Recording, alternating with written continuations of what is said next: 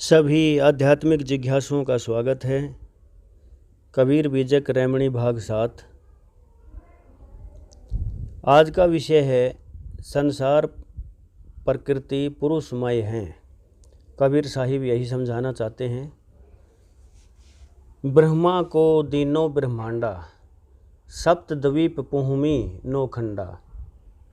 अष्टांगी आद्या माया ने ब्रह्मा को ब्रह्मांड दिया, जिसमें यह 7 द्वीप और 9 खंडों वाली पुहुमी पृथ्वी है।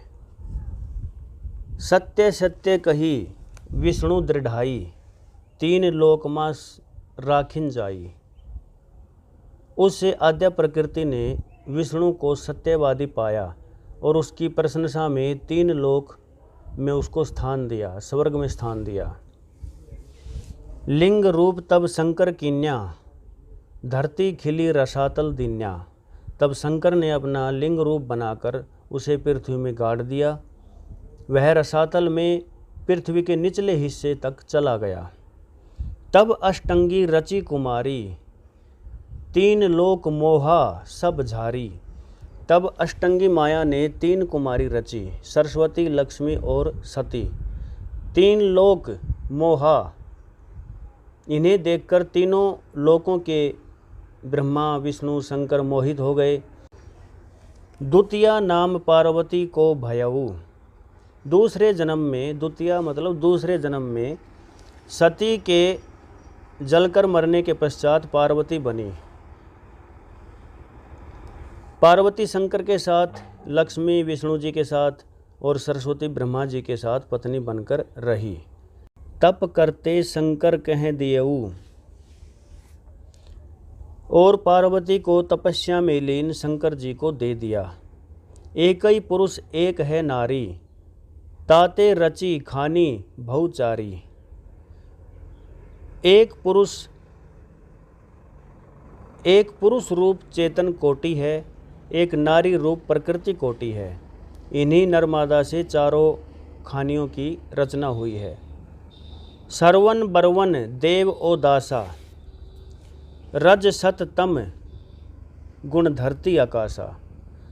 शर्मा वर्मा देव दास धरती आकाश, सभी में ये 3 गुण मौजूद हैं, सत्व रज और तम।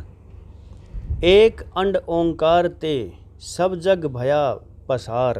कहते हैं एक ओंकार ही अंड एवं बीज रूप है, उसी से सारे विश्व का फैलाव हुआ है। कह ही कबीर सब नारी राम की, अविचल पुरुष भरतार। उस अविचल पुरुष ओम या राम को पति मानकर सब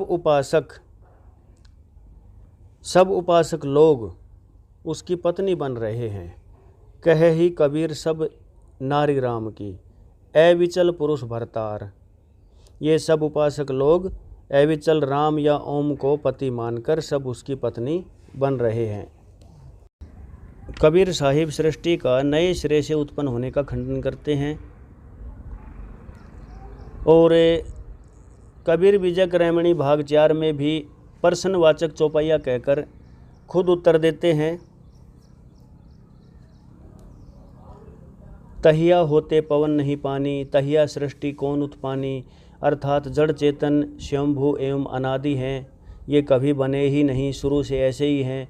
उनके गुण धर्म भी उनमें अनादि हैं, वो गुण धर्म भी बाद में आके नहीं मिले। और ये सृष्टि भी अनादि है, ये सृष्टि ऐसा नहीं है पहले नहीं थी और बाद में बनी। ब्रह्मा विष्णु तथा शंकर रज सत्य एवं तम गुण के प्रतिनिधित्व करने वाले ये जो काल्पनिक देवता हैं, पूरा बीजक पढ़ लेने पर इन बातों का खुलासा हो जाता है। कबीर साहिब जी जो अपनी रैमनी में बातें कहते हैं, अगर किसी एक रैमनी को लेकर के हम किसी के सामने प्रमाण पेश करते हैं कि कबीर साहिब जी ऐसा बोलते हैं, ये प्रमाण देखो, लेकिन पीछे की जो रैमणियाँ हैं उनको पढ़ने के बाद महसूस होता है कि कबीर साहिब इन रैमणियों में व्यंग्य करते हैं, लोगों को समझाते हैं कि ऐसा नहीं है।